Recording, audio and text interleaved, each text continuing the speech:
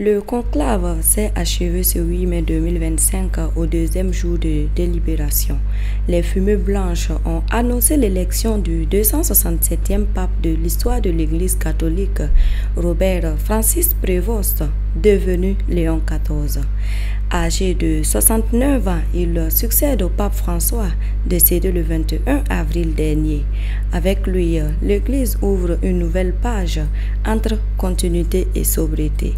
Né à Chicago, dans une famille d'origine française, italienne et espagnole, Léon XIV est le premier pape américain. Il est aussi le premier religieux de l'ordre de Saint-Augustin à monter sur le trône de pierre. Formé en mathématiques et en philosophie, il rentre chez les Augustiniens à la fin des années 1970, avant d'être ordonné prêtre à Rome en 1982. Il poursuit ensuite des études en droit canonique et obtient un doctorat en 1987 avec une thèse sur la gouvernance dans les communautés religieuses. C'est surtout au Pérou qu'il forge son expérience de terrain.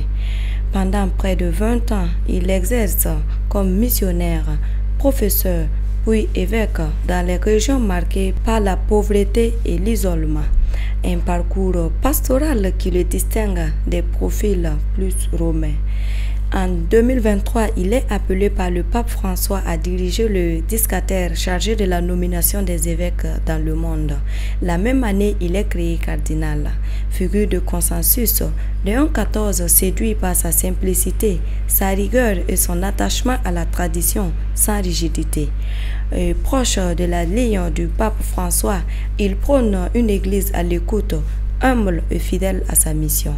Son premier discours sobre et centré sur l'Église, la paix et l'unité donne le ton d'un pontificat de rassemblement.